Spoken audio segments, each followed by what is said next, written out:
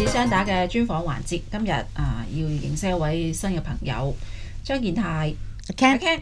你好。Hello， 你好啊，好高興可以去呢個節目見到大家。我要隆重介紹你係我哋新城理財家嘅專欄作家，每個星期咧都會分享你嘅真知灼見喺我哋呢個平台上面。多謝邀請啊！我一直咧都有留意你啦，對於關稅戰啦，或者係對於一啲貨幣市場啊，尤其是啦，大家好留意嘅澳紐加啊、日元啊嗰啲貨幣啊走勢，呢幾年都比較波動啊，咁所以要緊貼住個市場咧，真係要睇多啲你嘅文章。多謝大家。我哋一收到你份稿咧，我哋就會第一時間咧幫你鋪上去㗎啦，外匯分析師阿 Ken。咁我哋今日嘅主題講啲咩呢？當然係離不開呢一場戰爭啦。其實我本來咧就想講下習特會嘅，但我有啲擔心呢。而家話休戰2個星期啫，佢就話要5月14號訪華㗎嘛。即係你知佢呢啲戰事嘅嘢好難講㗎嘛，唔係2個禮拜休戰完之後就完結㗎嘛。其實後面都仲有好多變數。同埋我從來咧唔信一籃子講嘅嘢嘅，因為今次咧佢都係一個單邊咧去宣佈，即係出手又係佢，跟住收翻又係佢，咁而中國方面咧一直都未有啲乜嘢表示啊，咁所以佢講咩就係聽住先啦。咁但係我見到啱啱早前咧，你有篇文章講到咧，就係喺近期嘅中東地緣政治局勢升溫當中咧，咁已經有啲國家啦，好似日本咁啦，釋放咗一個史上最大嘅油儲啊，石油儲備。其實你對於呢啲釋放石油儲備嘅睇法咧，其實睇得都幾悲觀啊，因為覺得壓唔住㗎。尤其是咧，中東嗰邊你個霍爾木茲海峽啦，閂咗，仲有煉油設施又受到破壞，要重新組織翻咧，都需要時間。咁佢哋點捱到咁耐啊？係啊，咁我諗中東嘅局勢咧，而家就已經從一個淨係話運輸上面啦，有一個好大嘅阻礙啦。即係頭先講到霍爾木茲海峽被封鎖之外啦，市場上面啊，亦都開始關注埋個產油啊、煉油設施會唔會都遭到破壞。尤其特朗普你都聽到啦，佢話要一夜之間摧毀伊朗嘅文明，要打翻佢嘅石器時代。係啦，咁石器時代冇有煉噶嘛，咁當然就大家都開始擔心啦。石油措施設施啦，如果你一旦受襲嘅話，你唔係講緊話幾個月就修復到噶嘛，你起翻要講緊幾年嘅喎。咁成個情況最嚴重嘅時候，市場係充斥住一啲謠言啦、傳言啦，就話美國係會用核武嚟對付伊朗添啊。係咁，我諗核武就都未去到呢一步嘅，不過比較擔心就話特朗普啦、美軍嗰邊或者以色列嗰邊會唔會真係襲擊到伊朗嗰一啲核設施啦，去觸發到一啲即係意想唔到嘅後果啦？呢樣嘢我諗會係比較擔心少少嘅。之前佢話打佢哋啲電廠啦、能源設施，咁伊朗咧就由動員啲人民啦嚟做人盾喎。係好殘忍。係啊，咁所以我諗民用設施嘅話啦，我諗特朗普嗰邊都係會比較去即係慎重先去處理嘅，因為而家講緊話，你戰爭你要摧毀個政權，咁原本都係講緊話去襲擊翻啲軍事設施啫。咁你一去講到民用設施嘅話，就好多平民都會受損㗎咯喎。咁包括話你一停電嘅話，你醫院啲設施停電嘅話，其實會導致有一啲比較大嘅人道災難啊。其實國際上面都會有比較大嘅聲音會譴責嘅。咁所以民用設施咧，你見到特朗普打咗成個月，其實真係你話要去襲擊民用設施嘅話，暫時都係比較克制啲嘅。如果真係要襲擊民用設施，咁要佢要犯上戰爭罪行咧，我相信後果都好嚴重啊嚇。係㗎。但係呢個人又不理後果。咁但係而家咧就2個星期休戰啦，咁都過咗幾日啦。咁而家就係問題就係伊朗提出嗰10點，我哋都研究過，其實都好難傾得埋欄嘅。係啊，咁話就話即係停火啦，但係你一邊停火，但嗰邊以色列就打緊過嚟。係啦，所以其實就你好難去揾到一個話事人去協調晒成個協議嘅，因為一方面伊朗嗰邊而家都唔知邊個話緊事嘅，總統就真係有個總統喺度啦，但係咪真係可以撳得住啲軍隊呢？仍然未知之數啦。咁以色列嗰邊呢，又好似聽到美國嗰邊停火之後，佢都係繼續襲擊翻伊朗嗰邊啦。又或者黎巴嫩嗰啲即係同伊朗密切關係嘅國家啦，真都係主黨啊，係啦，咁所以就真係話一聲令下有個話得事嘅人話停火咧，似乎就係特朗普講得比較多啲，但係就實際上個狀況咧，未見到真係話做到一個好有意義嘅停火咯。但係問題係佢啲盟友其實都唔係好 buy 佢噶嘛，呢個會唔會促成就係可以完成或者完結咗呢一場戰事嘅一個原因咧？因為佢一向都睇唔起佢啲盟友嘅。係啊，我諗或者民望會唔會影響佢嗰個決定會多啲咧？我諗個問題就咁樣分嚟睇啦。以色列嗰邊就好想繼續打落去嘅，咁甚至有啲即係報道講啦，話本身以色列就係拉咗特朗普落水啦，即係美國落水去打呢場戰爭嘅。因為如果你從個地理位置上面去睇咧，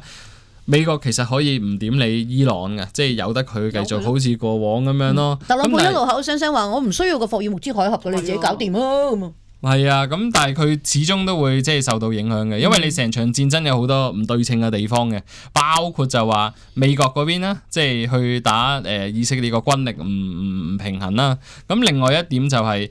其實原來美國去襲擊伊朗，佢可能都計過數嘅。你就算封鎖個霍爾木茲海峽嘅話，對美國個衝擊咧叫做話都可以控制到啊，因為佢自己都係產油國，有一啲頁岩技術可以生產到石油。反而啦，亞洲歐洲嗰邊地方啦，個情況就真係比較嚴峻啲嘅，咁所以而家都有一啲講法就話美國想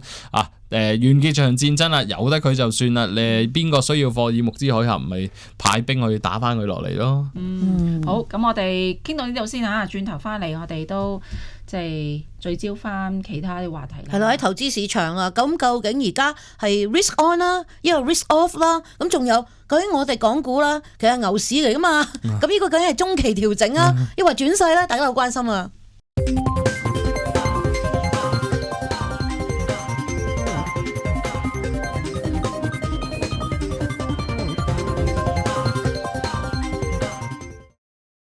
繼續翻嚟我哋嘅節目時間啦。今日咧有張建泰阿 Ken 同我哋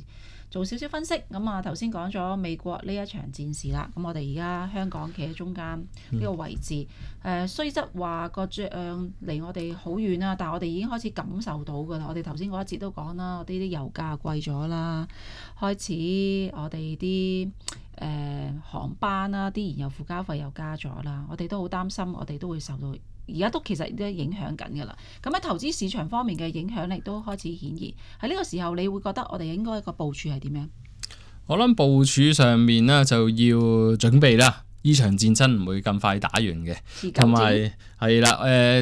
特朗普想打閃電戰，但係個結果又有啲似泥足深陷，變咗一個比較持久嘅戰爭。但係特朗普真係冇可能去繼續咁樣抗日持久去打落去嘅喎，因為嚟緊今年11月咧就係中期選舉，佢而家個民望已經係開始碌緊落嚟啊。係啊，所以個政治代價其實都幾大嘅，所以好多人都討論過啦，話特朗普今次打伊朗係一個即係唔算喺度啦，犯咗一啲錯誤喺度啦。係啦，咁究竟佢即係話點樣可以即係退出個戰爭呢？咁我覺得都係要揾緊個機會，揾個下台階啦。咁因為始終咧，你再打落去話，每日佢哋個軍費講緊話成數以億計咁樣嚟計啦，啲戰機啊、導彈啊，全部都好貴嘅，幾億美金一隻啊，佢就要係咁打爛晒啦，有日跌咗落去嘅都摧毀佢啊！咁已經講緊話而家打咗1個月都已經打咗過千億噶咯喎。係㗎，咁你都見到之前美國白宮嗰邊咧都要追加翻話啲軍費預算喺度啦。咁所以呢個都係一場天文數字嘅戰爭啦。咁同埋更加重要就係個政治成本好大啦。頭先都講到話個中期選舉啦，會成個共和黨嘅選情都會被呢個戰爭去拖累啦。咁一旦更加多即係有啲咩美軍損傷嗰啲嘅話，我諗對個輿論嘅壓力會更加大啲添咯。好啦，咁戰事係一個議題啦。另外咧，我哋見到特朗普咧，佢就其實好想去中國見下主席嘅。咁之前嗰次就因為話要打仗，所以拖延咗啦。而家又有定咗個新嘅日期出嚟啦，就5月14至到15號喎。咁呢一個消息其實出嚟之後咧，市場好似都冇乜反應嘅。係嘛？大家都係咪因為上次狼來了的故事，所以都唔係好認真對待呢？因為根本上咧，美國需要中國多過中國需要美國咧？因為我哋已經俾佢搞咗幾年啦，由佢1.0去到而家2.0，我哋連芯片啊、AI、GPU 嗰啲晶片、高端晶片，我哋而家都開始個國產替代咧，都顯現咗出嚟啦。咁所以佢似乎過嚟想我哋買多啲大豆啦，幫佢啲農民啊嗰啲選票啊。咁咧仲有咧就係想我哋賣多啲稀土俾佢啊。佢似乎個目標好大㗎喎。係啊，咁我諗今次咧，即係市場嘅關注點咧，我諗就係話中東局勢會點樣影響到呢個習特會啦。咁第一就即係推遲咗啦，其實即係打亂咗成個。推遲咗，原本係3至4月嘅。係啦，咁就打亂咗成個節奏啦。咁我諗其實你見到佢都有翻啲水位嘅，即係計翻個時間啦。你話停戰2個禮拜，咁預期話可能有啲手尾要收翻啦。咁所以都有一啲即係不乏位啦，去計翻啊，佢真係可以去到中國嗰邊成行嘅，就唔係定喺5月頭呢啲時間啦。咁我諗第二點就係個會議個焦點啦。咁本身就從一啲貿易協定啦。咁而家其實貿易協定咁係有嘢講嘅，因為話個關稅戰咧講緊話停火1年嘅啫，咁之後會點樣處理咧？咁但係就即係一來美國嗰邊啦，即係法院都裁定咗話佢個關稅政策其實都違憲嘅喎，咁係咪真係維持到都係一個問題嘅？咁所以我覺得嗰邊市場上面對關稅嘅憂慮冇以前咁大，而家就反而會聚焦翻個中東局勢點啦，即係包括話個地緣政治點樣處理啦，中國會唔會真係出面可以拉到伊朗去談判去做一啲即係真正有意義嘅停戰啦，咁同埋話點樣重開翻霍爾木茲海峽啦，我諗呢個中國都會扮演到一個大嘅角色嘅，咁同埋話能源安全啊呢各方面嘅等等嘅議題啦，我諗都會係成個習特會啦嗰個嘅關注個重點。即係呢個成個習特會咧，就關乎到成個外交嘅博弈啦，關乎到邊個籌碼多㗎？你覺得邊個籌碼多啲咧？我諗而家中國嗰邊叫做比較佔優咗啲嘅。即係喺個即係中東個局勢爆發咗之後啦，因為你見到成個中國個經濟，無論話數據上啦，又或者成個市場上面反應咧，中國嗰邊都係會比較硬淨啲嘅。咁同埋話啦，依家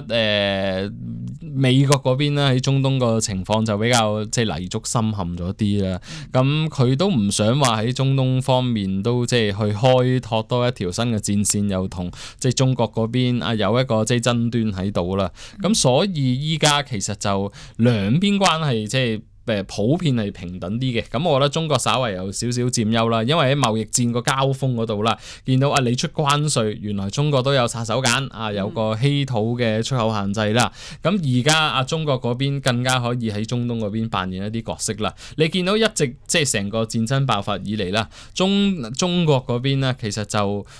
都幾沉默下嘅，因為本身大家預期中國同伊朗係盟友關係噶嘛，咁照計中國會即係吶喊助威下啦，咁但係而家 so far 都係睇比較冷靜啲嘅，咁好明顯就都想睇下美國嗰邊點樣處理咗啦，到真係有需要可能進行談判啊，拉攏翻即係幾個國家一齊去做一啲停戰斡旋嘅即係外交層面上面做嘢，佢先會等待嗰一刻去出手咯。雖然話中國嘅籌碼多咗啦，咁但係特朗普佢都好多計仔噶嘛，佢通常同人哋傾談判咧都係先施壓，跟住咧就開始咧先至有啲籌碼，自己攞到啲籌碼，跟住就談判嘅。咁即係話而家我哋先至係12號去到5月14號上，仲有成1個月。佢呢1個月咪可以有好多變數，會唔會有好多嘅招數出嚟咧？你覺得？我諗招數嗰邊佢都係集中要搞翻掂成個中東局勢啦，最好就美國嗰邊可以即係撤出翻嗰場戰爭啦，因為頭先都講到啦，中國同伊朗係盟友關係啦，咁而家你發動咗場戰爭，咁又唔係真係一個好完整、好偉大嘅勝利咁樣退出個戰爭嘅時候啦，你去見中國嘅話，咁其實就個場面會有少少尷尬嘅，咁所以我諗而家佢都係想爭取揾一個落台階，可以退出個戰爭啦，即係以色列想繼續打，咁佢即係單方面就繼續打啦，咁美國就想抽身而去啦，係啦。因為如果中東嘅戰事咧喺5月底之前，或者係喺4月底之前啦，5月頭嘅時候，進一步升級咧，睇嚟今次嘅習特會咧都唔係板上釘釘啦。係啊，都可能會唔會再又有變數，咁到時再推。到時白宮嘅新聞秘書啊，羅維特咪又係嗰句咯，阿習主席理解嘅。係啊，咁我諗就一推再推個機會，暫時我諗而家即係計好條數啊，佢都盡量唔想去即係推遲啦，因為如果你再推遲，就好顯然就話，因為你打一場中東戰爭啦，你本身諗住打個閃電戰，結果你要推遲一啲更加即係重要啊兩國嘅外交關係嘅話，咁顯然大家對即係美國嘅觀感就其實你吹到自己好掂咁樣，但係原來都搞唔掂中東局勢嘅，甚至你要推遲翻其他方面嘅外交工作去搞呢場戰爭。咁我諗如非必要啦，即係除非你話個戰爭真係升級到變成有更加多國家參與嘅話啦，咁我諗美國啦，特朗普今次都應該大機會會成行到呢個訪問嘅。咁但係我哋站喺中國嗰邊，今次嗰個習特會對我哋嗰個好處又會係邊呢？咁我諗第一件事就即係聚焦翻回歸翻去個貿易嗰邊啦，因為始終個貿易關稅嗰邊係未傾掂數嘅，因為美國啦都同好多唔同國家去做咗一啲貿易協議啦，但係佢同中國其實未簽貿易協議嘅，咁係純粹講話停戰，咁啲嘢就繼續翻之前個安排咯。咁但係就即係你話個貿易嗰方面啦，你點樣重新去訂立翻個關係啦，出口限制啊、芯片啊、稀土啊，呢啲有好多唔同各方面嗰個議題嘅，大家都應該會討價還價嘅。同埋再加上咧，中美之間咧經過多輪嘅貿易戰、關稅戰之後咧，大家個互信程度咧好低㗎。咁呢次習特會不外乎都係得3個結果嘅啫，一係就取消啦，一係就又用嗰個原因啦，戰事推遲啦。咁第3個就係傾都傾到嘅，真係可以傾嘅。不過應該個成果就都未必話即係好大。咁呢3個場景之下，點樣影響我哋中國嘅人民幣嘅匯價去向啊，或者係整體個市況呢？我哋轉頭下一節翻嚟再研究下。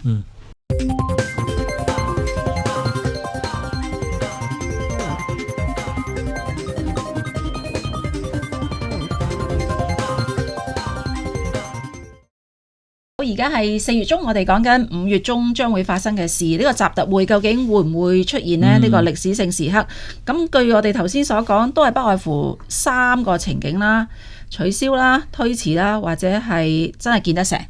仲有冇第4個情景㗎？我諗暫時集中討論呢3個情景先啦，係啊。咁我諗取消嘅話，對個市場衝擊都幾大嘅。咁一來就即係大家都覺得啦，美國喺個戰爭上面即係陷入得太深啦，係泥足深陷冇計傾啊，走唔到啊！即係啲正經嘢反而又做唔到啊！咁亦都大家會揣摩緊中美關係會唔會又開始有個逆轉呢？因為人民幣匯價啦，呢幾年其實大家都係睇過中美關係㗎啦。咁講緊個貿易戰啊，打到又科技戰啊，就算你話拜登時代嗰幾年啦，都講緊一啲科技上面嘅出口限制啦，都影響到個人民幣匯價嘅。咁所以而家如果你話真係取消嘅話，我諗個人民幣匯價小心又即係回翻去即係7算啦。但係覺得呢個機會會細啲啦，即係話即係取消。咁因為我覺得除咗中國角度去考量之外啦，美國嗰邊咧喺個中東局勢咁混亂底下，其實佢更加需要穩定嘅中美關係嘅。因為你個中美關係搞唔掂嘅話，其實你好難去搞佢自己無論話南美方面嗰邊嘅事務啦，或者你中東嘅事務啦，你好難真係抽得身出去嘅。咁所以佢如果同中國訂立到一個比較穩定嘅關係啦，其實對美國嚟講都係有利嘅。咁當然啦，你即係呢樣嘢唔係話美國話晒事噶嘛，尤其話佢對伊朗嗰邊本身大家都以為佢話晒事，想停戰就停戰，原來而家又唔係喎。咁我諗中國嗰邊更加即係都見到美國嗰邊個底牌啦。其實表面上好強，實際上都有好多限制喺度嘅。咁所以我諗你話兩邊個局面就即係叫做相持持底下啦，因為中美都係大國嘅話啦，咁我覺得就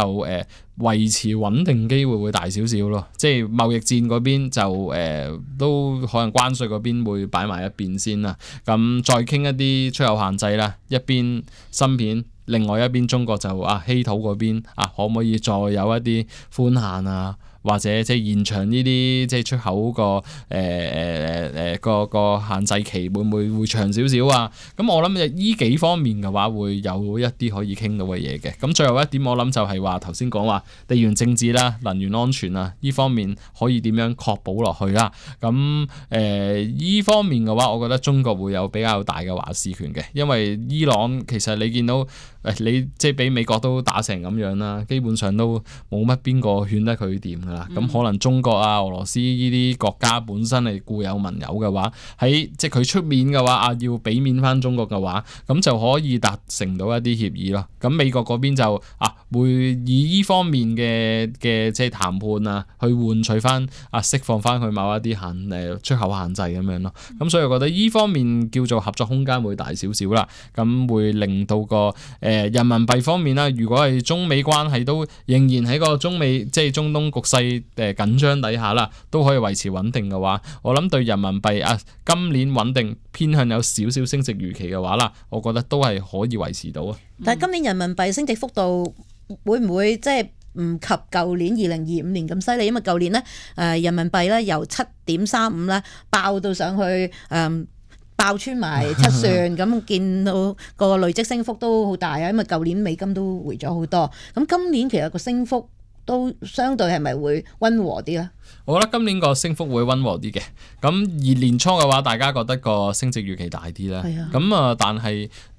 主要一個原因就係因為大家講緊美元貶值交易啊嘛，覺得個美元可以繼續貶落去嘅。咁但係你輾轉個中東局勢發展底下啦，其實美元仍然都有一個避險資產嘅角色啦，一打仗原來唔係買金嘅喎，係買翻美金嘅喎，咁所以就即係唔買美股、唔買美債，又唔買黃金，淨係拍喺啲美元。係啦，因為大家唔知發生咩事啊嘛，咁咪拎翻啲美元流動性咯。因為包括如果你跌得金嘅話，你啲基金要贖回，好多投資產品都係美元計價嘅，咁所以你就要拎翻個美元流動性喺度。咁所以就都有一個避險角色喺度啦。咁所以美元其實又唔係話真係睇得太淡，咁所以呢啲局面底下啦，令到個人民幣個升勢啦有少少限制。另外一點我諗就係個環球央行啦，講緊一個加息嘅，因為3月份係啦個環球央行啦，無論聯儲局、日本央行、英倫銀行啊、歐洲央行都講緊話，隨時要講緊要今年要加息。但係中國我覺得暫時就未有個加息個條件喺度，按兵不動。係啦，都幾次 LPR 都冇喐到。係啦，因為最主要就係個通縮率嗰個問題啦。你見到日本央行處理通縮問題都係講緊要維持低息超寬鬆政策好多年先可以搞得掂，咁所以而家中國嘅話，喂，通脹勢頭翻嚟，其實對佢有利添啦，咁就唔會話急於加息嘅，係啦，咁所以我諗個息差上面有機會會壓制翻少少人民幣個升值空間。咁美國嘅息口走勢又點咧？係咯，呢個最擔心啊！美國嘅話，我諗啦，其實佢就唔係真係好急去加息嘅。咁因為佢雖然話個能源通脹叫做拉咗一個即係成個通脹平均通脹上去啦，但係因為佢始終對個即係中東個石油依賴啦，冇其他國家咁多啊。咁佢會有一啲即係方法啦，限制翻成個石油對個價格上面嗰個衝擊嘅，咁所以相比於其他央行嘅話，大家都係講緊佢最多年底可能會機會加息啫。但係如果講緊歐洲地方，可能要4-5月就已經要講加息啦。咁所以美元嗰邊我諗你話由減息轉為加息嘅話啦，相對嚟講聯儲局會比較謹慎啲嘅。咁當然有好多變數啦，因為今年有新嘅聯儲局主席，係啊，每一次換主席咧，非常之多嘅都有次震盪嘅。我記得當年啊，格林斯潘一坐上去87年就已經股災啦咁樣。但係特朗普啊，好想減息噶嘛，佢打完呢場仗之後，會唔會都繼續不惜一切都要減㗎？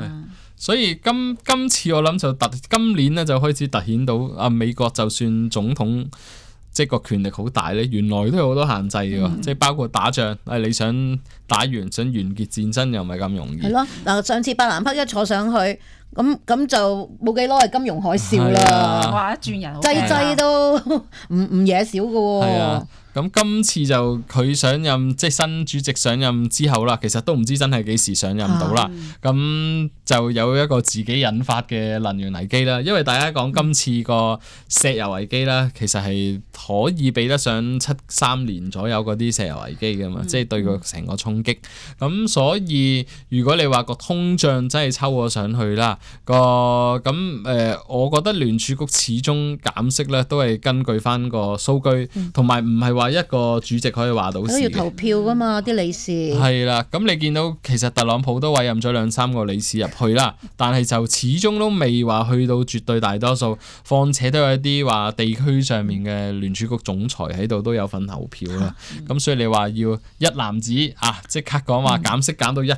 嘅話，始終難度比較高嘅。咁所以我就都唔會話睇今年聯儲局可以因為特朗普個意志啦，有一個好大幅度嘅減息啦。因為而家成日走出嚟講嘢嗰個，佢派入去嘅咪阿米蘭，佢就聯儲局按兵不動，佢話應該係減半厘啦。咁係啊，其實佢都交晒功課㗎啦，真係聯儲特朗普委任佢入去，次次都投反對票要減息。次次投反對票都係佢喎，但係冇人聽佢支笛喎。勢孤力弱。同埋啱啱咧對上一個星期咧，咁喺我哋放復活節嘅假期嘅時候，咁聯儲局嗰邊就其實佢哋個議息嘅記錄咧就出咗嚟嘅，越嚟越多裏邊嘅委員咧，其實都喺度講緊加息嘅議題啊。係啊，因為其實之前鮑威爾都講過啦，已經有委員去討論加息嘅啦。咁今次即係個會議記錄都顯示呢樣嘢其實都真係好實在，佢哋已經傾緊個通脹風險會唔會捲土重來嘅。好啦，咁我哋講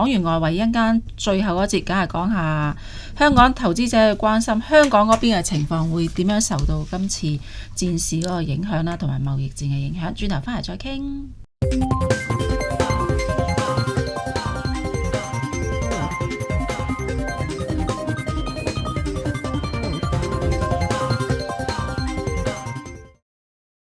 繼續翻嚟我哋嘅財智雙打，由呢一個中東嘅戰事講到去貿易戰，講到美國嘅息口去向，跟住講翻我哋香港嘅情況。頭先根據你所講，其實今年習特會或者貿易戰呢都應該係有偈傾嘅。嗱，呢一個如果真係有偈傾，對於香港市場嚟講，嗰個影響會係點樣？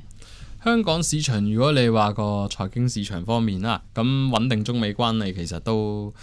對個港股係當然有啲幫助啦。不過我諗依家比較上面，如果真係去投資嘅話，可能去投資翻內地市場嗰個興趣可能會大少少嘅，因為始終見到今次成個中東局勢緊張底下啦 ，A 股中國股市嗰啲其實係比較硬淨啲嘅。咁相反啦，香港始終都即係跟外圍市場啦，美股一跌講緊呢啲能源風險或者啲 AI 即係外圍科技股都會影響到成個香港科技股呢啲估值噶嘛。咁所以就會令到香港嗰邊就個中東局勢嘅話，其實即係個股市上面個情緒都係比較弱翻啲咯。因為我哋比較外向型啦，咁如果係中國內地咧 A 股嘅市場，會唔會反而咧會因應住環球嘅資金啦，佢哋從去美元化啦，分散過嚟，或者甚至咧佢哋係需要多元資產配置，去一啲比較低水啲啦，估值係相對係吸引低廉嘅同板塊，我哋都係低廉過佢嘅地方，作為一個分散投資嘅考慮。咁今年中國嘅股市會唔會相對係穩定呢？因為按翻第一季嘅表現呢，內地 A 股市場係比我哋香港係做得好。係啊，因為始終今年外圍咧，其實第一季都跌得比較多少少嘅，即係因為除咗講緊個中東局勢以外啦，有好多即係風險噶嘛，即係例如話咩 AI 估值講緊啲私人信貸聯儲局會唔會轉向加息呢啲全部都係即係可以限制到股市升勢嘅一啲壞消息嚟嘅。咁中國嗰邊就始終就即係你見到佢喺成個經濟層面上面係比較自給自足啲嘅，同埋可以抵禦到嗰個能源危機。因為你見到成個亞洲上面都大升大跌嘅，因為好多亞洲國家好依賴嗰個石油即係尤其中東嗰邊啊，日本啊、韓國啊呢幾笪地方都即係好依賴中東啦。而家已經叫啲人民係盡量 work from home 啊。係啊，你如果係東南亞國家更加誇張添，話喂，不如停一停電先啦，唔好開車住啦，即係有呢啲咁嘅措施即係出咗嚟噶嘛。咁中國叫做 so far 比較穩定啲嘅，咁因為佢都有一個龐大嘅石油儲備啦，即係有成10幾億桶喺度啦，都足夠用幾個月嘅。咁所以就同埋話佢運輸嗰方面啊，如果有留意嘅話，就內地嗰個電動車係佔比非常之大噶嘛。咁所以你石油價格啊，講緊嗌晒救命啦！咁但係其實佢發電嘅話係唔係咁依賴石油噶嘛？咁所以喺呢方面個層面上面，喺傳到去成個通脹嘅話啦，我諗會比較少啲嘅。同埋話工廠都叫做依賴都可以繼續去開工住先啦，唔會話陷入一啲亞洲國家嘅即係困境喺度啦。咁所以我諗成個即係無論話從個資產配置講緊個唔同市場個地域上面嘅關聯性又好啦，或者你睇對石油衝擊嗰個嘅強韌嘅程度嚟講啦，我諗中國上面係叫做比較穩定啲嘅。咁我諗呢樣嘢都會利好翻一啲資金流入咯。講開又講啊，2025年呢，中國嘅新能源車市場嘅滲透率呢已經講係成功突破咗50% 啊！咁當然啦，咁新能源車都要用電，但係我哋嘅發電呢，其實有好大嘅程度咧，有唔少電廠咧已經係又係突破咗喎，大躍進去到新能源嗰個比重咧係比較高嘅。咁風電啦、光伏啦、太陽能，咁仲有就係而家又有儲電啦，咁呢啲係環保嘅水電啦，咁呢啲都係可再生能源啊，儲電嘅裝置，其實係對我哋能夠對沖環球嚟自地緣政治局勢嗰個負面因素咧，相對嘅衝擊係相對細。咁會唔會就係今年資金咧會更加願意係流入咧？反而我哋香港嘅資金咧喺3月份咧就外流咗400幾億喎。咁但係中資股我哋見佢哋真係冇乜失禮喎，尤其是啲龍頭股嘅表現。你睇下，譬如寧德時代啊呢啲係走到出去個全球個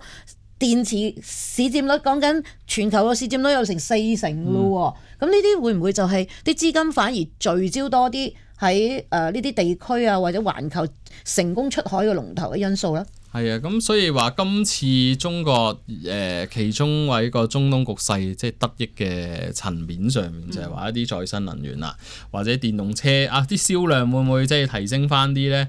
加快翻成個由傳統油車轉換到去呢啲即係新能源汽車嗰個狀況。仲要唔單止我哋之前會擔心佢哋係內卷，但係而家佢哋出到海啦已經，因為出邊更加需要我哋嘅新能源車，尤其是油價升嘅時候就更加有個誘因啦。係啊，始終因為中國個問題都話個產能過剩啊嘛，咁你要解決產能過剩嘅話，就梗係瞄準翻個海外出口啦。咁而家就正正地海外個需求可能會擴大翻啲喎，因為始終長遠嚟講啦，始終去翻一啲新能源嘅汽車都係大勢所趨啦。咁所以而家會唔會係一個即係爆發點啦，去支持翻一啲即係中國一啲即係再生能源板塊呢啲嘅話，我諗都係一個市場比較關注嘅聚焦點啊。好，頭先我哋用咗投資嘅角度去分析啊，咁另外用企業家嘅角度啦，喺而家個政局嘅情況之下，咁有好多企業佢哋可能尤其是係做一啲進出口貿易嘅，佢哋都要一啲嘅外匯嘅儲備嘅。咁喺個外匯嘅管理上面，阿 Ken 有咩建議啊？咁外匯管理上面嘅話，如果你話人民幣個風險敞口比較大啲咧，即係持有比較多人民幣嘅話啦，咁我諗今年都要預佢會唔會都有一個比較即係升值空間啦。即係以往嘅話就你全部唔好keep 住人民幣啦，個息又低嘅話同埋佢又有個貶值風險啊嘛，大家換晒美金㗎嘛，即係過往嗰幾年係咁啦。咁如果今年已經有個人民幣升值預期啦，咁當即係就算而家海外個利息都要高啲都好啦，咁一窩蜂即係轉晒做美金啦，其實未必可取嘅，因為始終人民幣都有一一定嗰個升值潛力喺度啦。咁你當個息口又係俾到啲即係收益你啊，但係個匯水原來個人民幣又升翻喎，咁其實就未必可以即係計掂條數係有賺嘅咯。咁反而啦，可能即係 keep 翻一個比較中性嘅水平，持有翻一定人民幣嘅話，咁我諗係一個比較可取嘅選擇咯。咁同埋咧，因為而家開始有啲國家咧，喺呢個貿易嘅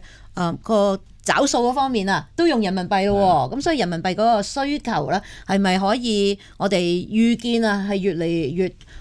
更加廣泛嘅運用？係啊，咁所以尤其即係講到啦，今次個中東局勢啦，有一啲討論就講過石油人民幣會唔會成勢可以崛起到啦？因為以往就講緊石油全部都用美元結算噶嘛，而家都佔有成80%左右嘅美元結算啦，咁就成為咗一個即係話石油美元系統買翻啲油，啲又買翻美國嘅資產。咁而家啦中國同埋伊朗嗰邊係咪真係可以即係傾得成？咁大家覺得美國唔可信啦，美元石油係咪真係有需要嘅咁樣做啦？因為就算你話美國喺中東嘅盟友沙地阿拉伯嗰啲，見到今次都保障唔到佢安全嘅喎，咁會唔會開始同中國傾到一啲協議翻嚟啦？話部分用翻人民幣結算嘅話，咁我諗呢樣嘢都可以提升翻個人民幣個地位同埋需求咯。因為之前呢，加拿大總理卡尼啦，咁仲有